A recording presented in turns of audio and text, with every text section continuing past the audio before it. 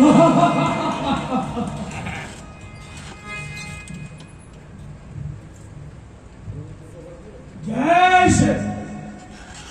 दीवान जी सरकार।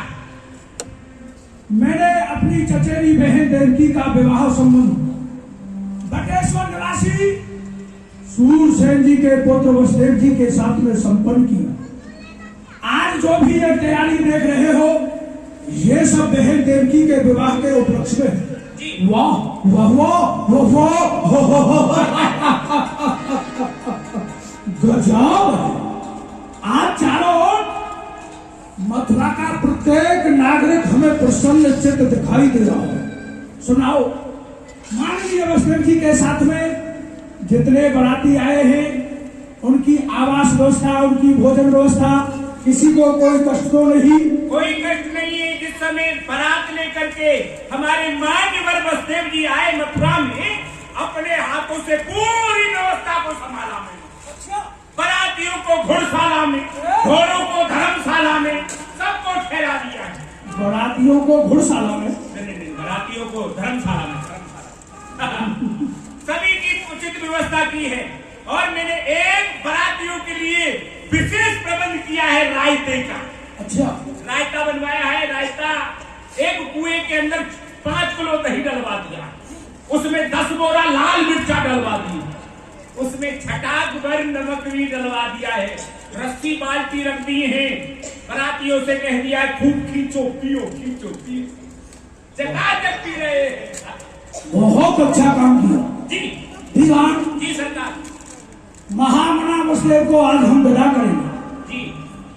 और मैंने अपने हृदय में ये विचार किया है, ऐसा दहेज दूंगा भूत और भविष्य में आज तक किसी भाई ने अपनी बहन के लिए दिया नहीं होगा। जी, तो उसकी सूची बनाई जाए। अवश्य। लिखो, चतुर्शतः पार्वणहम गजानाम हेममालिनाम अश्वानाम युगम साथम रथानाम च प्रखर शतम। आप बोलते जाइए, मैं घसीटता जा रहा हूँ। लिखना है। क्या लिखना है? चतुर्शतः पार्वणहम, 400 पैदल सैनिक अस्त्र शस्त्रों से सुसज्जित। पैदल सैनिक, दिमाग से नहीं, दिमाग से नहीं, दिमाग से सही होने चाहिए। भूमि पर चलने वाले, भूमि पर चलने वाले पैदल सैनिक। 400 हाथी जिनके ऊपर सोने की अंबारियां होनी चाहिए। 400 हाथी सूंड वाले या बिना सूंड वाले? बगैर सूंड के हाथी होते हैं, वो गहरे हाथी होते हैं, युद्ध में बहुत काम आते हैं। लेकिन हम सूंड वाले हाथी। 400 हाथी सूंड वाले, 150 हाथी बिना सूंड वाले। ठीक है, दे दो। आप वो भी काम आते हैं। 1200 रथ अश्वों के सहित, घोड़ों के सहित। 1200 रथ घोड़ों के सहित।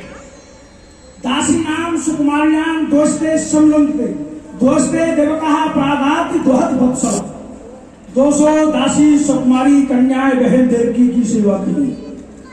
200 दास वसुदेव जी की सेवा के लिए। 200 दास, 200 दासियां। 200 दास, 200 दासियां, 200 घास, 200 घास। ये घास और घासियां, ये हाथी दे रहे, घोड़े दे रहे, इनके लिए घास कौन खोद के लाएगा? जो घास खोदती है वो घासियां होती हैं। और जहां घरवाली चली जाएंगी तो घरवाले कहाँ रह जाएंगे? कुछ घसेरे भी देखो।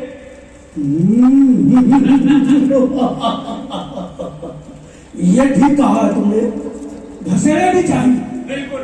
लेकिन ये ध्यान रहे, ये दास और दासियां इतने रूपवान सुंदर होने चाहिए, सुंदर वस्त्र आभूषणों से अलंकृत होने चाहिए। उन्हें देखने से ऐसे विदित हो ये किसी देश के राजकुमार अथवा राजकुमारी। जी, मान्यवर वसुदेव जी आपसे मिलने के लिए आ रहे हैं। हम भी उनसे मिलेंगे। चलो, आप सब लोग चलो हमारे साथ।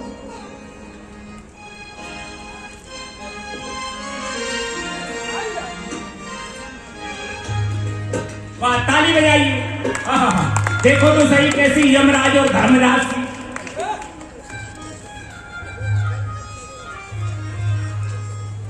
महामना, आज आपको पाकर के, आपसे मिलकर के हृदय में बड़ी प्रसन्नता हो रही है, क्योंकि आज से पहले आप और मैं दोनों मित्र थे, लेकिन आज संयोग हमारी वही मित्रता एक संबंध के रूप में परिणत हो चुकी है। आप इस समय मेरे बहनोई हैं। देखिए दृष्टि उठा करके, मथुरा के प्रत्येक नागरिक आपकी सेवा में हाथ जोड़ करके खड़े हुए हैं, आपकी आज्ञा की प्रतीक्षा चाहते हैं। किसी भी सेवक से अथवा मुझसे कोई त्रुटि हुई हो आपकी सेवा में, उसके लिए मैं आपसे क्षमा चाहता हूँ, और कोई सेवा हो तो आप निसंकोच मेरे लिए आज्ञा करें। हमारी बारातियों की जो आपने सेवा की है उसका वर्णन नहीं कर सकते, परंतु युवराजा हम यहाँ से विदा चाहते हैं।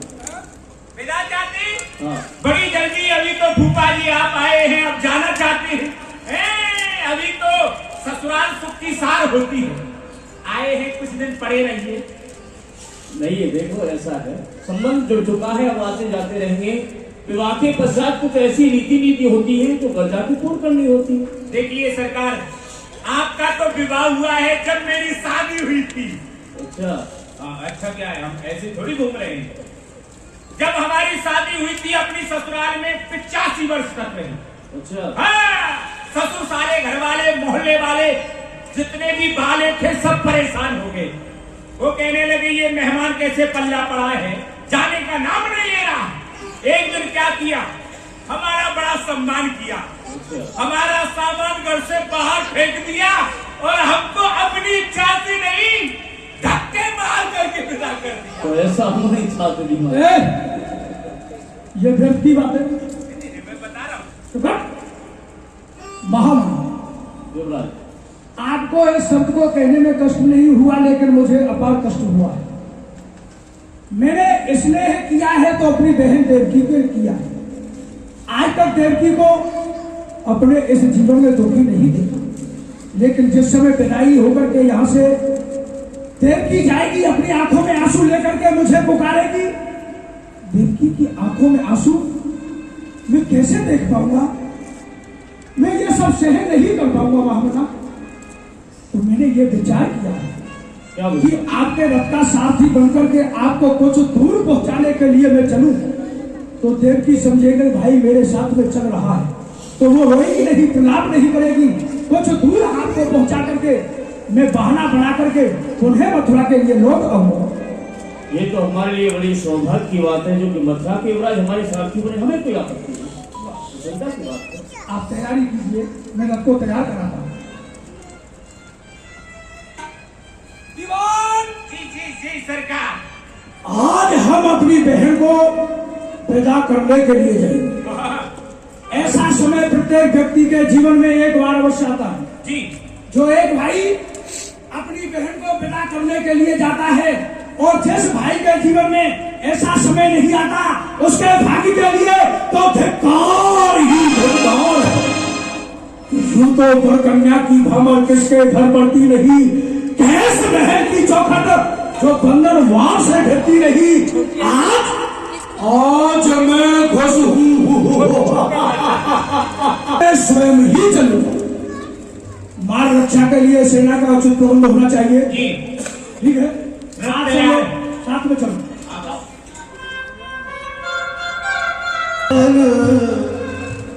तीक्षण गिरा विशाल होत भैया आकाश से, होए कंस तेरो काल देवकी को सुत आठयो। जय सच्चिदानंद। अरे तेरे अत्याचारों से यह पृथ्वी अकुला रही है।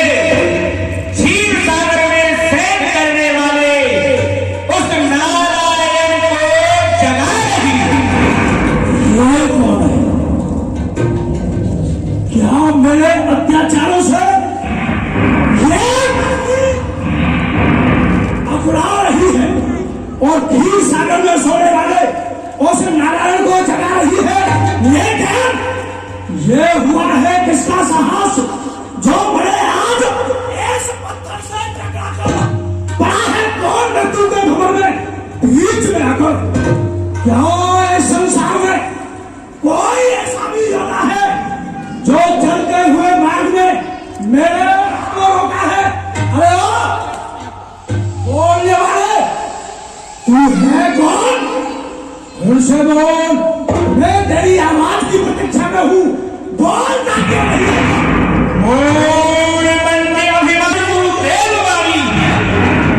जिस देवकी के विवाह में तू इतना खुश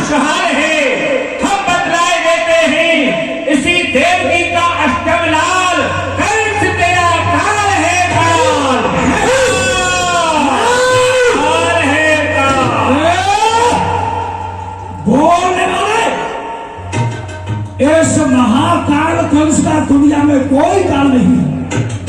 कालस्य चापहम कालो दहे मपि पावक मृत्यु मरण धर्म संयोजयति मुझसे। आज काल को भी समाप्त कर देने की शक्ति मेरी इन भुजाओं में है। और अग्नि को अग्नि कुंड में देकर के भाषण कर देने की शक्ति भी आज ये महाकाल कंस रखता है। ये काल की आज मजा नहीं कर जाए अचानक बाढ़ जो बाका ये अखंड और नहीं रखते हैं ये घमंड किसी का। सामने आए और पार करे अपमान करे कोई स्वान गली का ये रोक लिया है भारत में किसने रथ इस मथुरान पति का कोई काम नहीं है, कोई नहीं।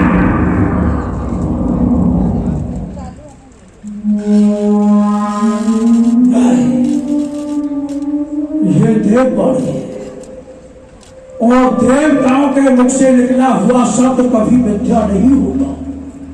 तो क्या ये मेरी प्राण प्यारी बहन देवकी जिसे मैंने स्नेह किया दुलार किया वही मेरे काल को जन्म देगी। दिल के फफोले जल उठे सीने के दाग से घर को आग लग गई घर के ही चिराग से। जिसे मैं हार समझा था गला अपना सजाने को वो विषाली नाचे बन बैठी मुझे ही काट खाने को। कोई चिंता नहीं कोई परवाह नहीं है इसकी। ऐसा कहते हैं ना होगा लोहा तो पड़ेगी फिर ये छुरी चौकर, ना होगा बांस तो बजेगी बांसुरी चौकर।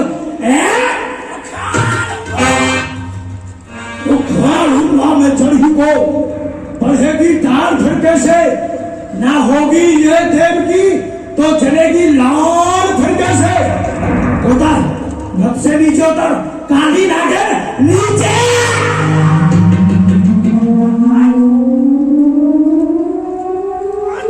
केस पकड़ देव की गहली नी नहीं कछुकान बहन की कीनी खंग निकास हाथ में लीनो मारन की मनसा मन कीनो।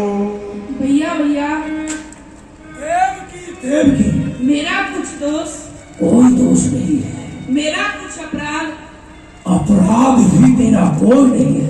तो फिर क्या भैया आपका मस्तक फिर गया है?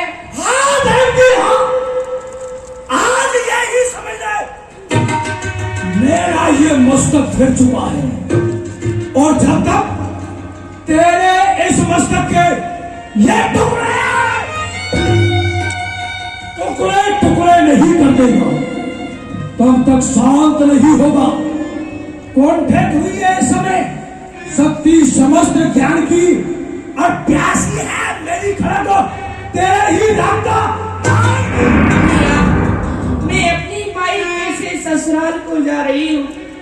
मेरे हाथों की मेहंदी को देख भैया, मेरे मांग के सिंदूर को देख भैया, मेरे नेत्रों के काजल को देख, मेरे पैरों के महावर को देख भैया। देख चुका हूँ सब कुछ देख चुका हूँ। आज तेरी मांग में भरा हुआ ये सिंदूर मेरे लिए हलाहल जहर विष हो चुका है। तेरे हाथों की ये मेहंदी, तेरी आंखों का ये काजल, पैरों का ये महावर आज मेरे ऐसे हृदय में ये उबाल लाता है उबाल। तेरी ये मांग बिगड़ जाए जो लाल हो मुझ पर वो जान ही बच जाए, जो भूचाल हो मुझ पर वो जान ही टूटे।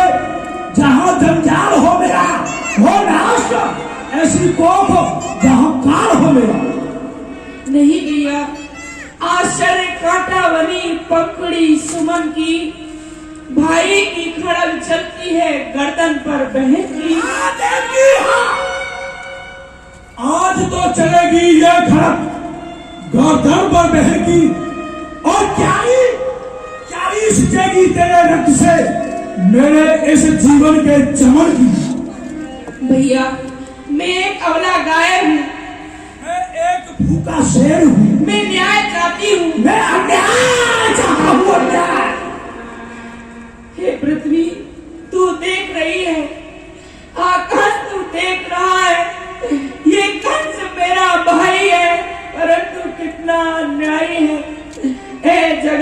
रहने वालों, आज आंखें बंद कर लो तुम लगन मंडप के द्वारा।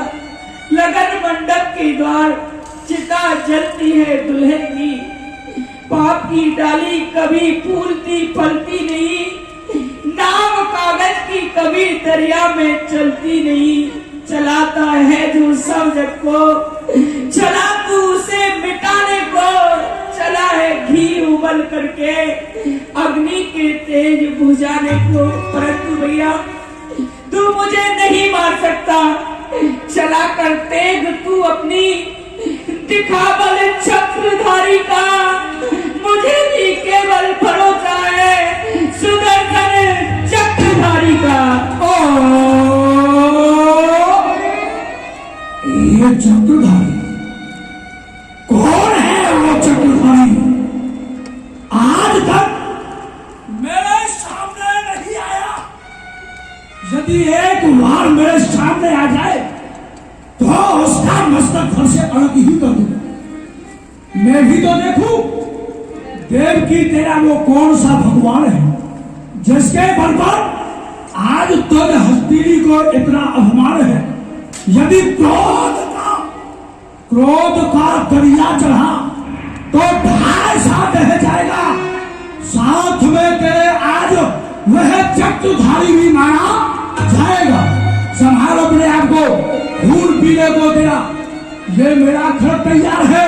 देव की होशियार हो, आई सी सब।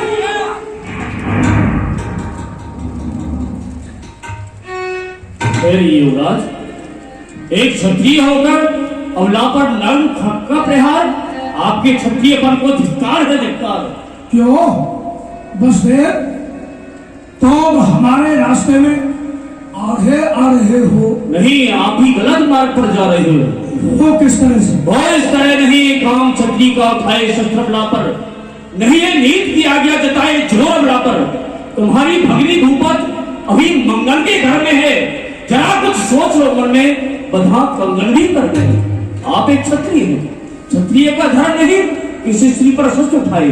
फिर अभी इसका कन्यादान आपने मुझे किया है। कन्यादान की वस्तु पर बल्कि आपका अधिकार नहीं, मेरा पूर्ण अधिकार है। ये आपको शोभा नहीं देता। नीति समझाने की आवश्यकता नहीं।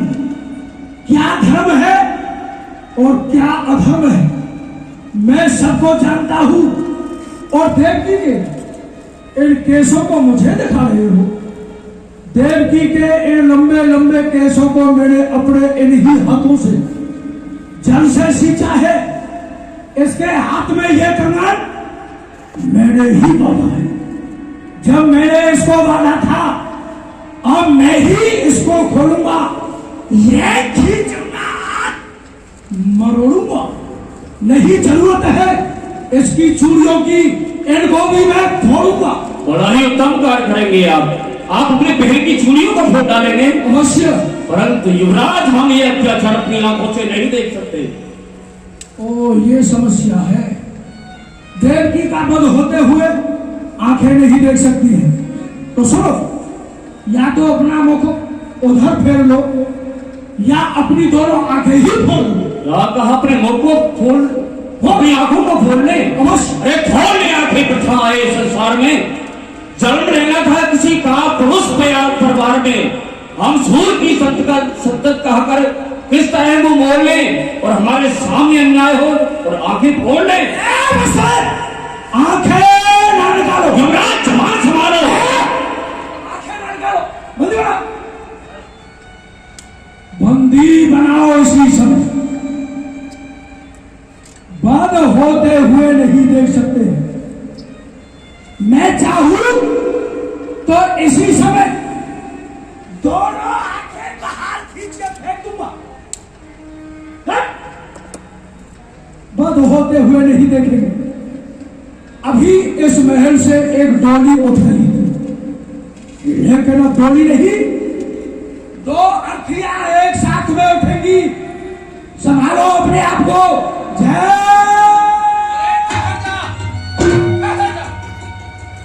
उलंगार, उलघाती, ऐसा नीच कृत्य करते हुए तुझे लज्जा नहीं आती? आप पिताजी यहाँ क्यों चले आए? अरे वाह, एक पुत्र पिता से पूछ रहा है कि तुम यहाँ क्यों चले आए? तू इन निरपराधियों का रक्त बहाए, मथुरा का शासक तेरा पिता यहाँ पर आने भी न पाए। मैं तुझसे पूछ रहा हूँ, जिनका तू वध कर देना चाहता है, ये दोनों तेरे क्या लगते हैं? आप ही बताइए, इनसे मेरा क्या संबंध है?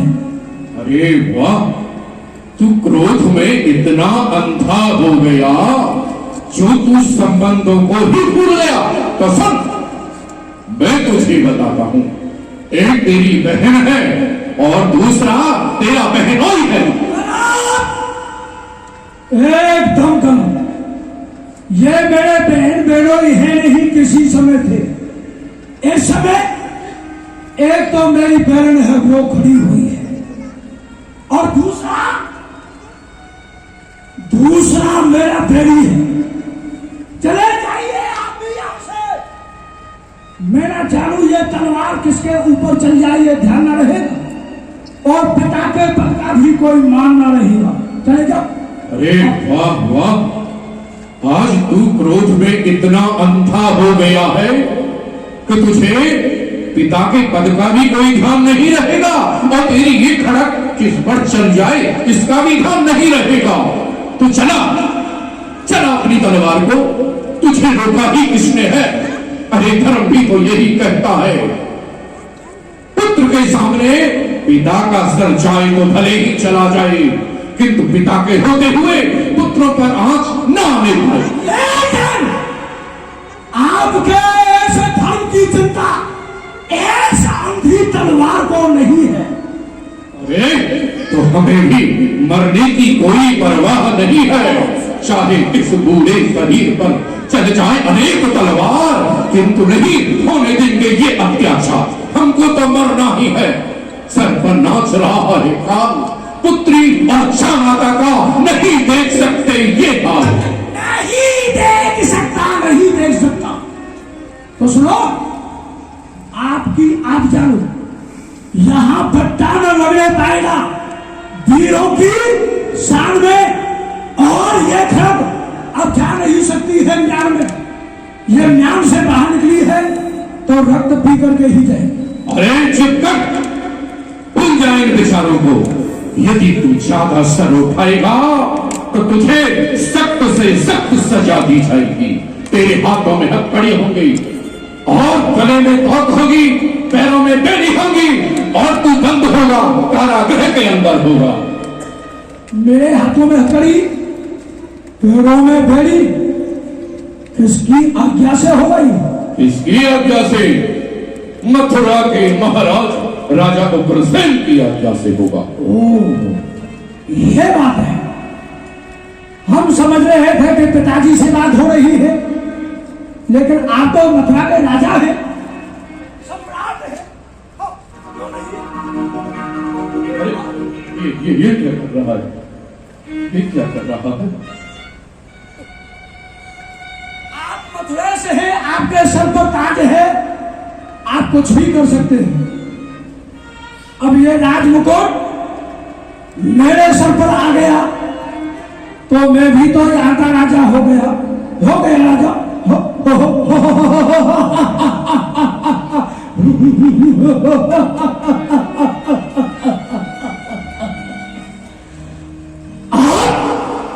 मुझे कहो मथुरेश,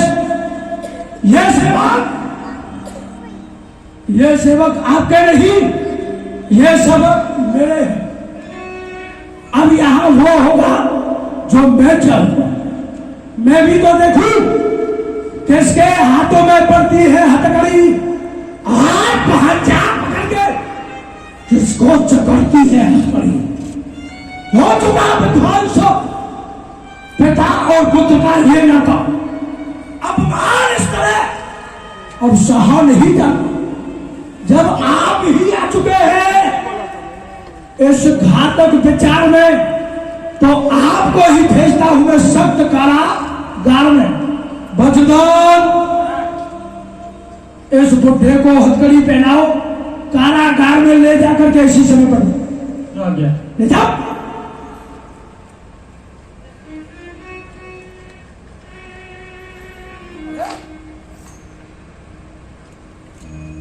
तू खड़ा हुआ है, तूने मेरी आज्ञा का पालन नहीं किया। किया महाराज, अभी थोड़ी देर पहले मैंने आपकी एक अनुचित आज्ञा का पालन किया। आपके कहने से देवकी और वसुदेव जी को बंदी बना लिया, परंतु आपकी यह दूसरी आज्ञा किसी भी तरह से पालन करने के योग्य नहीं है। क्यों नहीं है? क्यों? क्योंकि जिनकी कृपा से आज मैं इतना बड़ा हुआ, इनका नमक है मेरे रंग रंग में भरा हुआ। दिखाऊं महाराज को आंख, तो आंख दोनों फूट जाएं, उठाओ महाराज पर हाथ, तो हाथ दोनों टूट जाएं। बहुत बड़ा मूर्ख है, कायर है, जादूकार भी है। हाँ हाँ, सत्य कहते हो, मैं मूर्ख हूँ, परंतु उससे अधिक नहीं जो कि अपने बहन और अपने बहनों पर शस्त्र उठा रहा है। मैं कायर भी हूँ, परंतु उससे अधिक नहीं जो अपने वृद्ध पिता को कारागार डालने के लिए मेरी ओर ताक रहा है। मैं चाटुकार भी हूँ, परंतु उससे अधिक नहीं जो एक बुरी कल्पना से भयभीत होकर के अपनी मृत्यु को अपने पास बुला रहा है। और सुनो महाराज, तुम्हारा डर नहीं मुझको, न डर सारे जगत का है। मैं उसके डर से डरता हूँ जो सारे जगत का करता है। ऐसा लगता है ये तलवार सबसे पहले तेरा ही रक्त पीना चाहती है। स्वीकार है, आपकी आज्ञा पर हर समय तैयार है गर्दन, नीचे झुकी है आपके बलिहार है गर्दन। आज मर जाना धर्म के लिए स्वीकार है मुझको, पर छोड़ो जो अपना धर्म तो धिक्कार है मुझको। अरे सीख ले कुल इस छोटे से सेवक से सेवा पालन करना कुछ तो सीख ले। चुप करो, सीख ले। क्या सिखाएगा ये हमें? जो मुझे सीखना था वो सीख लिया, अब तो जीवन में सिखाना शेष रह गया है। और सबसे पहले आप मैं इसे सिखाऊंगा। ना जीना तुझे चाहिए, तू क्षत्रिय कुल का दाग है, काटेगा तू मुझे धोखे से, तू तो काला नाग है। इसलिए कुछ लूंगा ये फल तेरा, जिससे तू फुंकारता हमारे ही टुकड़ों पर पड़ा और आज हमें ही ललकारता। तो ठहर जा, संभाल अपने आप को।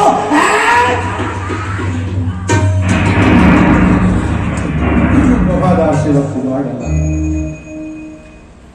अन्य सेवक आज्ञा का पालन करने लगे। हे परम पिता परमात्मा, हम देख रहे हैं एक पुत्र के द्वारा एक पिता का कैसा अपमान हो रहा है।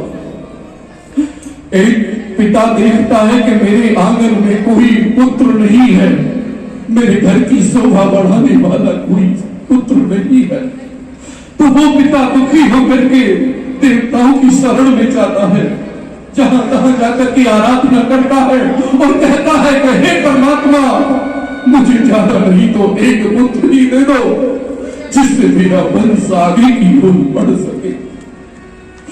वह कितने तीर्थ यात्रा करता है और यही मांगता है कि एक संतान हो जाए। एक पुत्र के लिए पिता न जाने क्या करे, अंत में संपत्ति का मालिक बनाता है। आज उसी पुत्र का अरे पिता के प्रति क्या व्यवहार है देखो। हमें बुढ़ापे में किया है मेरा ये सत्कार है देखो। हे परमात्मा, पुत्र हो तो सुपत्र हो, मर जाए मां के गर्भ में जो ऐसा कुपात्र हो। कंस, मैं तुझसे पूछता हूं, क्या तू मेरा ही पुत्र है? सब लोग जानते हैं मैं आपका सुपुत्र हूं।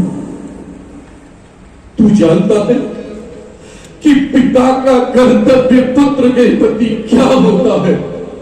अच्छी तरह से पिता का कर्तव्य होता है अपनी संतान को पढ़ाए लिखाए, उसका पालन पोषण करे, उसे योग्य बनाए, और जब पुत्र योग्य हो जाए तो सारी चल अचल संपत्ति का पुत्र को मालिक बनाए। और पुत्र का क्या कर्तव्य होता है पिता के प्रति? पुत्र का यही होता है जो आपके साथ में आज मैं कर रहा हूं। यही होता है। प्रत्येक पुत्र का यही कर्तव्य होता है, सबको ऐसा ही करना चाहिए। ये तुझ जैसे पुत्र का कर्तव्य होता है, किंतु सुन ले, हर एक पिता की श्वास अपने पुत्र को आशीर्वाद देती है, किंतु तू अब उसका अधिकारी नहीं रहा। ये बूढ़े पिता का शाप है, तू चैन नहीं पाए। अरे बदला तेरे कर्मों का तेरे सामने आए।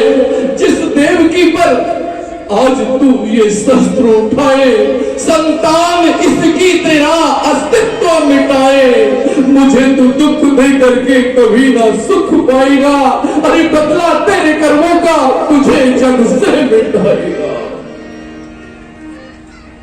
कारागार में जाकर के जेलियों को सुना, जाओ।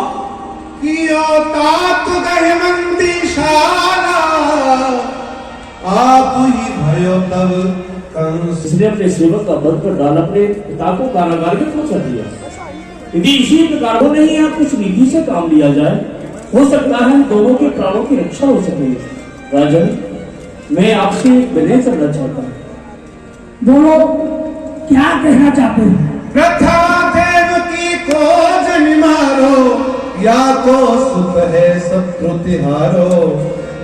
आकाशवाणी ने जो बतलाया, देवकी का अष्टम पुत्र वह आपका कालम हुआ। फिर आप व्यर्थ में देवकी को क्यों मारना चाहते हैं, क्यों उसका वध करना चाहते हैं? आपने आकाशवाणी के शब्दों को स्पष्ट सुना है। सुन वसुदेव भई नहुवाणी, तुम सुनी कछु नाय छुपानी। वृक्ष फले या में वृक्ष फल लागे, और ताही बने पहने ही त्यागे।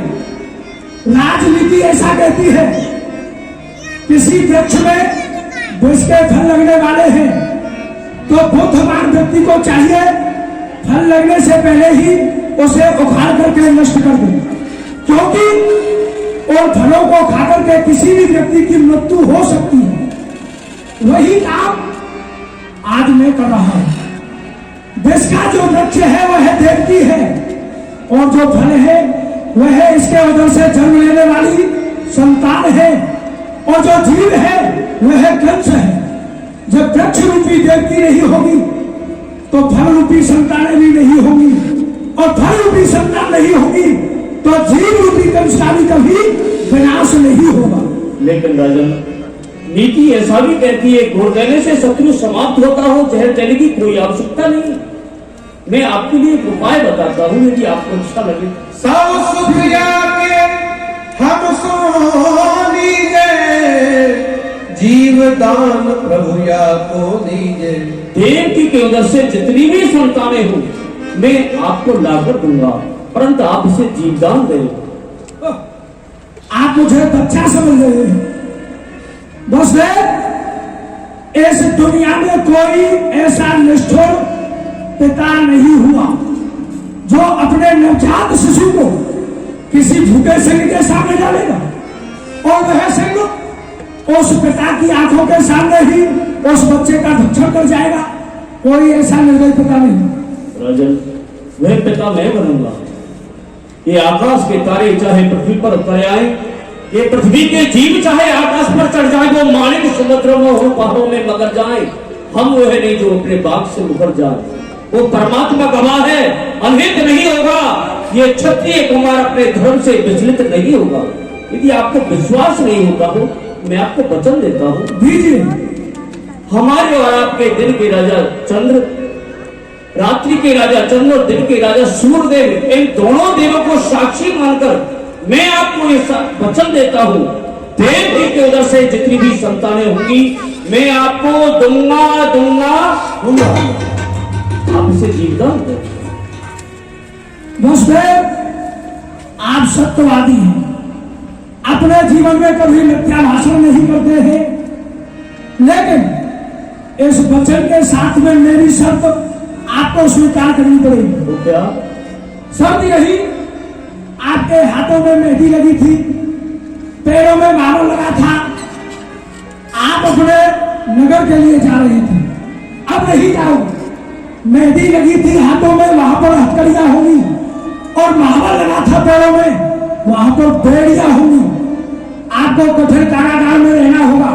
देवकी जब तक 8 संतानों को जन्म देती है, स्वीकार है आपको? स्वीकार है राजन। धर्म पर बलिहार सब कुछ बात है क्या बड़ी, धर्म की खातिर सहूंगा मुसीबत भी करी, 4 दिना की जिंदगी फिर मौत लेने को खड़ी, धर्म के खातिर पहलुआ हंसकर हाथों में हथकड़ी, स्वीकार मुझे। दीवान, इनको हथकड़ी पहनाओ और ले जाओ इसी समय कारागार में। ये आपके जीजाजी हैं। ले जाओ। ये बहन जी, हाँ, ले जाइए। आइए आइए, मैंने तो पहले ही मना किया था आपसे, मत कीजिए शादी, नहीं तो हो जाती है बर्बाद। पहले आप आए थे मेहमानी खाने में, अब चलिए जेल खाने। आइए।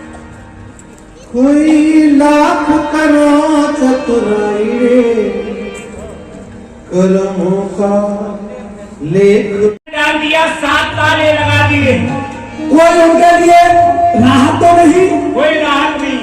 फाटक खोलाओ। फाटक खोलो। भाग के आगे इस दुनिया में चले न किसी का उपाय, कागज हो तो बाँचे सब कोई, आगे न बाँचा जाए।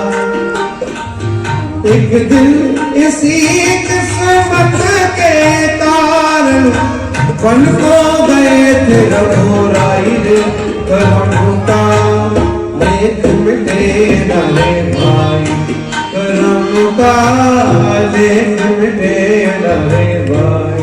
वाह, विधाता भाग्य में जैसे अंकों को अंकित कर देता है, उन्हें कोई मिटा नहीं सकता।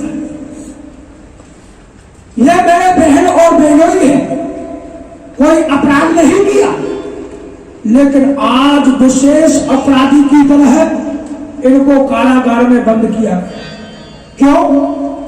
क्योंकि समय इनके विपरीत हो गए। यह समय किसी को नहीं छोड़ता है। बाल्यकाल में एक बार नरश्रेष्ठ राम का इतिहास पढ़ा था। नरश्रेष्ठ राम इस धरातल पर आए थे तो समय का सामना उनको भी करना पड़ा। महाराज हरिश्चंद्र सूर्य उदय से लेकर के सूर्य अस्ताचल तक उनका राज्य, लेकिन समय विपरीत होने पर एक सुबह के यहाँ काशी में उनको दिखना पड़ा।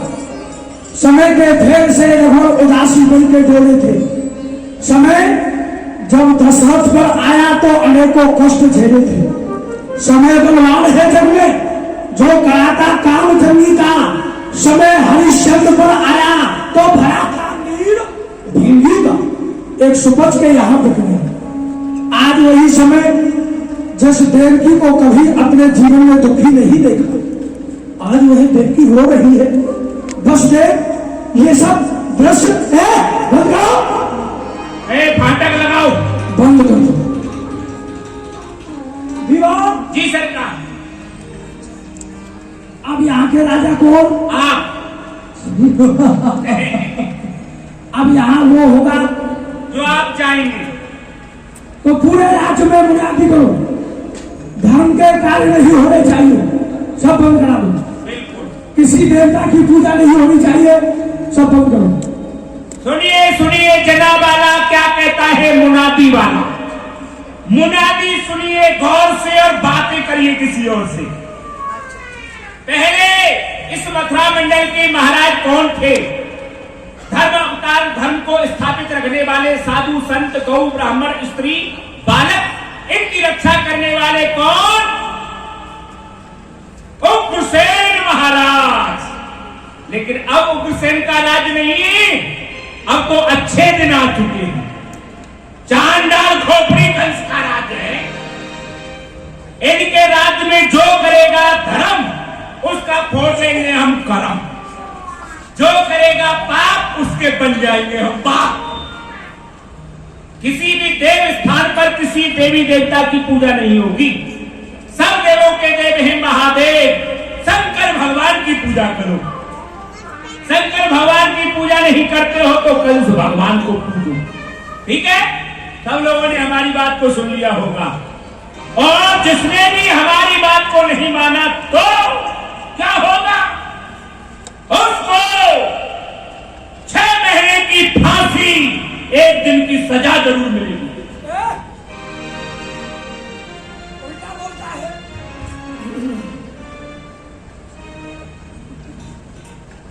सजा 6 महीने की होती है जी, फांसी क्षणमात्र की। ये इसीलिए मैंने बता दिया था। क्या बताया? उल्टा बता दें। क्या समाचार है? प्रथम पुत्र जब देव की जाए। बन गए हैं मामा। मामा? आपकी यहाँ भाग्य ने जन्म लिया है। अच्छा।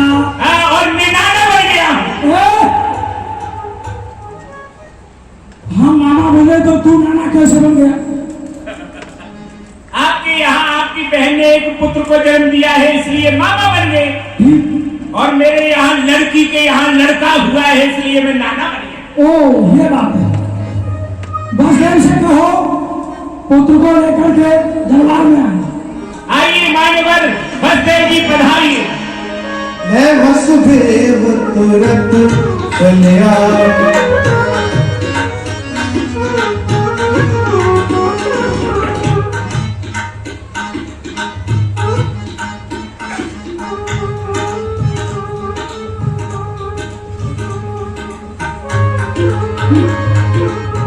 इस बालक को देवताओं ने मेरा कारण बताया है। देखो देखो इस बालक को। बालक देख कंस हंसती, यह तो अपराध नहीं, यह तो कछु अपराध नहीं। इस बालक ने कोई अपराध नहीं किया, जिसे देवताओं ने काल घोषित किया है। इस बालक को यदि क्रोध की दृष्टि से देखूं तो इसी समय मर जाएगा। देखो इस बालक को ये अमोघ अजान है, अभी नहीं इसे अच्छे बुरे का ज्ञान है। ये मांस का एक लोथरा अध खिलाड़ी फूल है, इसका वध करना अन्याय है और भूल है। ऐसा कहते हैं जो ना कर सके अपनी रक्षा कभी, मारते नहीं है उसको योद्धा कभी। ये बाल हत्या करना ठीक नहीं, ठीक नहीं। बिना बच्चे मारना ठीक थोड़ी होता है। तुम देखो इसे, बच्चों को जन्म देना ठीक होता है। ये हमारा काल हो सकता है क्या? आराम से। ये दिखना भी तो चाहिए ना। अरे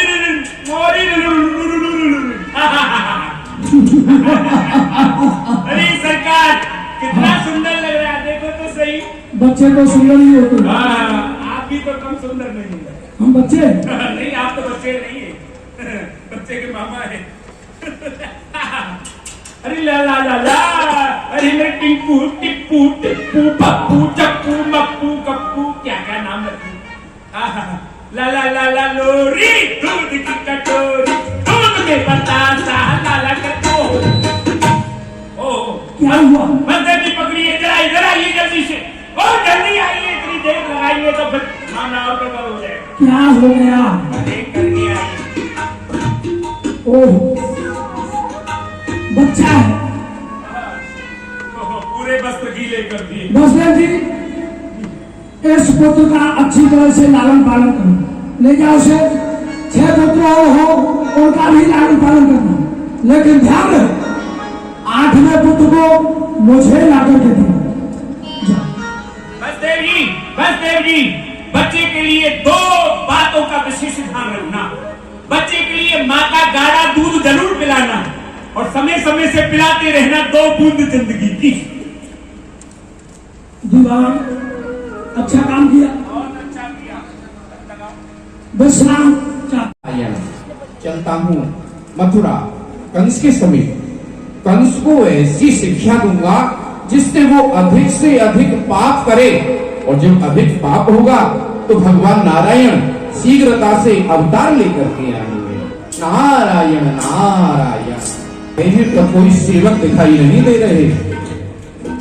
प्रणाम प्रणाम प्रणाम। प्रसन्न रहो, प्रसन्न रहो। आप कौन हैं? हम गुरुदेव हैं। गुड़ लेकर के चले आए हैं। अरे गुड़ नहीं लाए हैं, गुरुदेव है ना, गुरुदेव, तो गुड़ को दीजिए। हम देवर्षि हैं, देवर्षि। देवर जी गलत स्थान पर आ गए आप। इधर पुरुषों का विभाग है, आप जनाने विभाग में जाइए। पुरुषों के देवर नहीं होते, स्त्रियों के साले नहीं होते।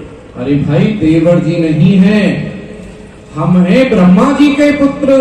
ब्रह्मा जी के किसी ने पत्थर मार दिया है तो चिकित्सालय पहुंचाओ। ओहो, ऐसा नहीं है। तो कैसा है? हमारा नाम है नारद, नारद जी। आप नारद जी हैं? हाँ। नाहर जी। ओ नाहर जी, जंगल में छोड़ो उसको। नाहर जी नहीं है, तुम्हारी सरकार के गुरुदेव हैं। हमारे महाराज के गुरु जी। हाँ, ऐसे ही होते हैं क्या? ऐसे होते, शीघ्रता से कहो उनसे। पहली बार देखा है, प्रणाम करता। महाराज के जीवन की जय जयकार हो। दीनानाथ दयाल के शंभु होए सहाय, ब्रह्मपुत्र नारद ऋषि द्वार पधारे आए। पूज गुरुदेव ऋषि देव नारद जी का आगमन हुआ है। गुरुदेव आए हैं, सब लोग उनके स्वागत के लिए चलो आओ।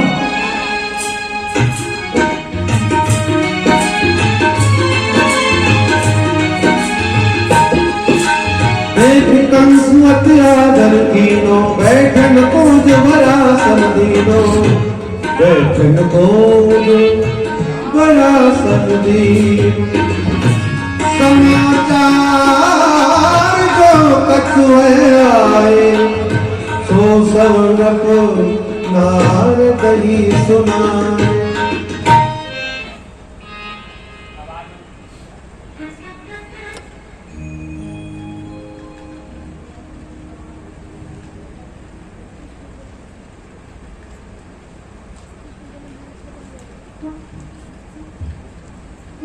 युवराज कंस,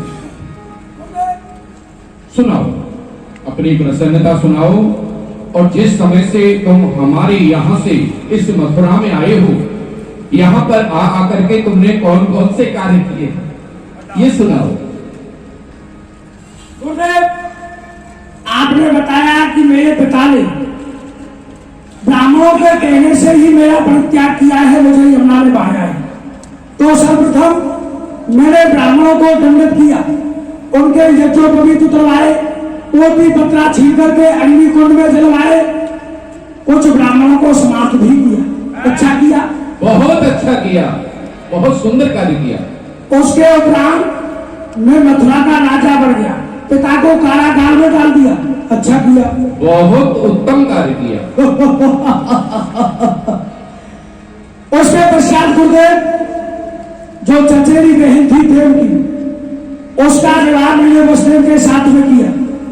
बारात लेकर के आए यहाँ यदुवंशी लोग सारे, सुलग्न जान फेरा मैंने वसुदेव साथ जाने कर विवाह देवती का चला, उसे में पहुंचा रे।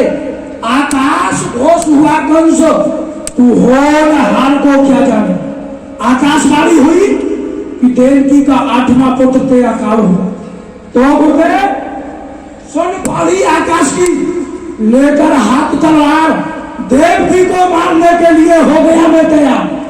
जैसी ही देवकी, ये तो बहुत बड़ी भूल कर बैठे हो। कोई शुभ काम इस जीवन में किया उसे कहते हैं कि अच्छा नहीं किया। अरे ये शुभ नहीं है, ये तो अशुभ कार्य किया है। मैं तुम्हें बताता हूँ। तब नारद नृप सो यह बोले, तुम तक रहत शत्रु सो बोले। जो वह प्रथम ही आया होई, देव कृत जाने नहीं कोई। देखो राजन, तुम शत्रु से इतने भोले बन के बैठे हुए हो, ये तुम्हें शोभा नहीं देता है। अरे तुमको क्या पता है कि वो तुम्हारा काल कब आएगा? जिसके भय से तुम इतने भयभीत हो, फिर भी तुम ये नहीं जान पा रहे हो कि वह मेरा काल कब आने वाला है। अरे यदि वो प्रथम स्थान पर ही आ गया हो, तब तुम क्या करोगे? प्रथम स्थान पर कैसे आएगा गुरुदेव? विराम गुरुजी, गुरुदेव दो ही बार आता है 8, 9 से पहले आता है 8, 7 के बाद में आता है 8। विद्यालय में यही पढ़ाया जाता है ठाक। 1 2 3 4 5 6 7 8। आप कहते हैं कि पहले आ जाएगा, कैसे आ जाएगा? 8 7 6 5 4 3 2 1। ऐसे कोई पढ़ाता है क्या? बस बाप से पहले बेटा कैसे आ जाएगा? सेवक, वो देव वाणी हुई है और देवताओं की गतिमति का कोई पार नहीं पाता है। अरे वो तो अपनी इच्छा के ऊपर है, वो कभी भी आ सकता है। वो प्रथम में भी आ सकता है और मध्य में भी आ सकता है और अंत में भी आ सकता है। वो कैसे आएगा गुरुदेव? क्रियात्मक ढंग से समझाइए। हाँ, अभी समझाता हूँ। देखो, एक इस तरह से बनाइए आप, गोल बनाइए। अष्टदल कमल। हाँ, ये तो ये मानिए कि ये जो है अष्टकमल है और ये ही देवकी के अष्टपुत्र हैं। 8 पुत्र। 8 पुत्र हैं। क्यों झूठ बोल रहे हो? उंगलियों को पुत्र बता रहे हो। अरे भाई, समझाया जा रहा है। ऐसा समझा जा रहा है। तो ये 8 पुत्र हैं, ये समझिए। अब इनमें से किसी को एक मान करके इनकी गणना आरंभ कीजिए। हमें से एक मानते हैं। हाँ। 1 2 3 4 5 6 7 ये 8वें स्थान पर जाते हैं। अच्छा, ये जो 8 माना है, अब कि इसको एक मान करके इधर से गणना आरंभ कीजिए। उल्टी गणना। हाँ, 1 2 3 4 5 6 7 8। जो पहले 1 था वो 8 हो गया। और फिर इधर से देखिए, इधर 1 से 2 3 4 5 6 7 वाला 8 1 2। कहने का अपना कोई भी अष्टम हो सकता है, कोई भी। हाँ राजन, ये प्रत्येक पहला है और प्रत्येक 8वां है। तुम्हारा शत्रु कभी भी आ सकता है, उसकी इच्छा के ऊपर है ये तो गुरुदेव बहुत बड़ी भूल में कर रहा था। हाँ, आप थोड़ी देर रहेंगे। इसी समय उस पुत्र को आपकी आंखों के सामने ही उसका कड़ा करके समाप्त करूंगा। है नहीं थोड़ी देर? हमारे सामने अवश्य आपकी भेंट करूंगा चरणों में। नहीं नहीं नहीं नहीं राजन, वेट लेते नहीं है क्या? हमारे सामने मत करना, हमारे जाने के उपरांत करना, तब अच्छा लगेगा। आप कुछ नहीं कह सकते, केवल पानी में आग लगा सकते। बस समय समय पर हम आते रहेंगे। तुम मार्ग से जब भटकोगे तो तुम्हें सजग करते ही रहेंगे। नारायण नारायण। प्रणाम प्रणाम। हो जाइए, संविधान बदल गया है, संविधान में संशोधन हो गया। बस कहीं बालक फेर मंगायो, ले वसुदेव चली आयो, लियो मूड गए कर में ताही। आज मैं तुझे जीवित नहीं छोड़ूंगा। अरे ओ देवताओ, ऐसे पुत्र को तुमने मेरा काल बताया था। देखो, आज ये वंश ऐसे समाप्त कर रहा है। तुम्हारी भुजाओं में शक्ति है तो बचाओ से।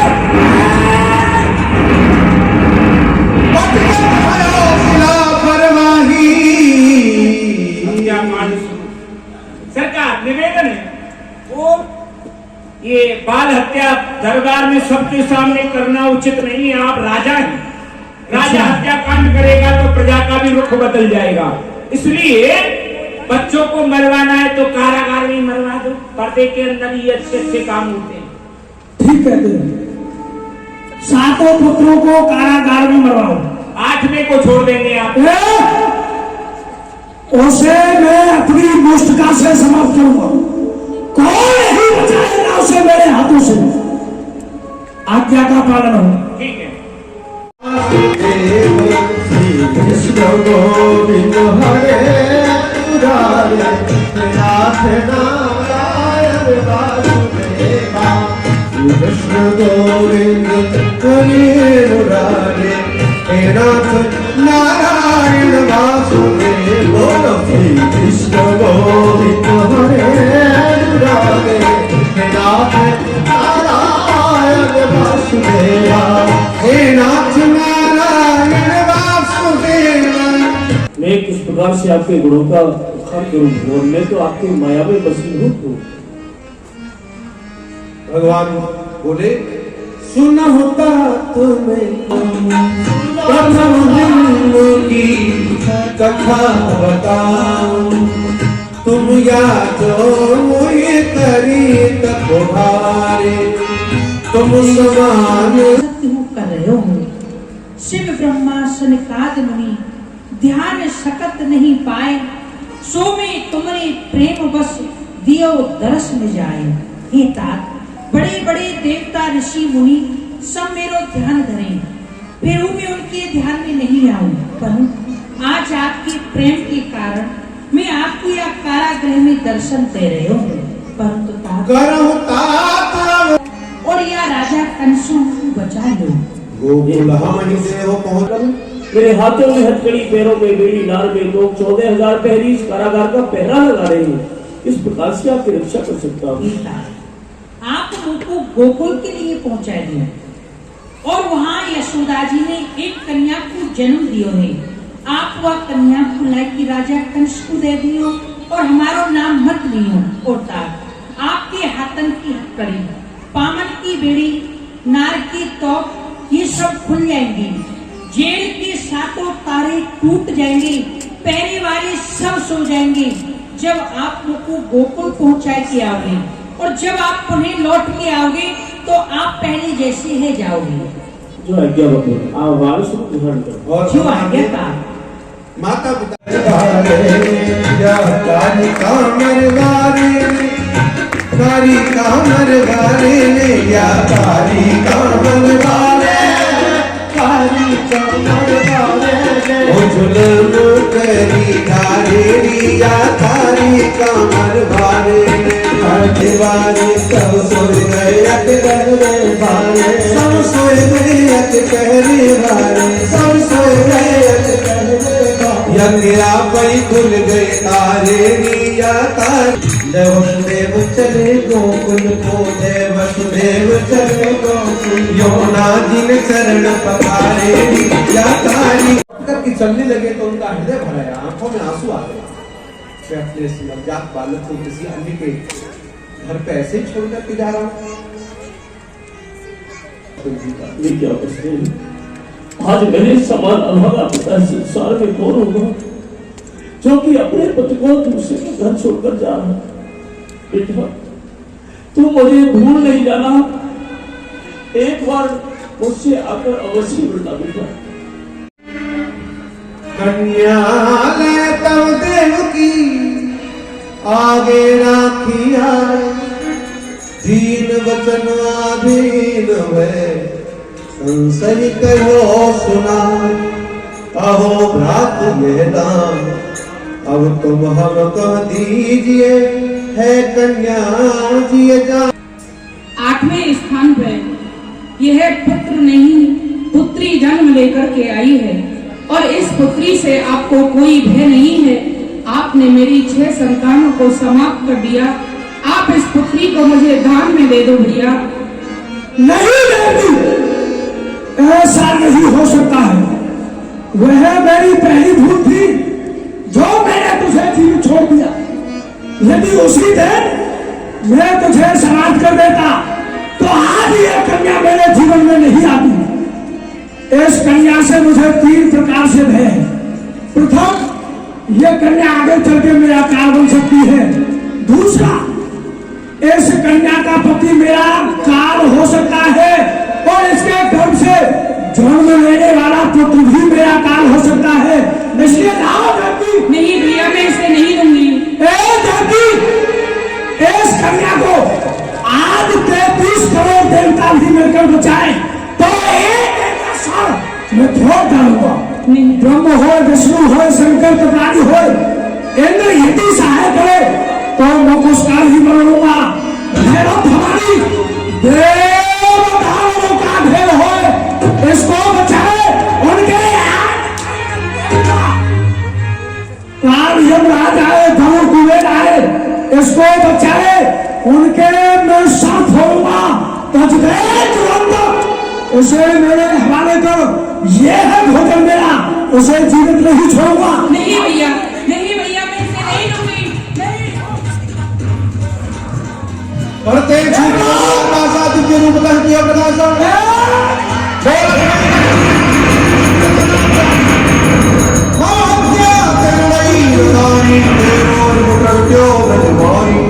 हे राजा कंस, वाला तो ब्रज में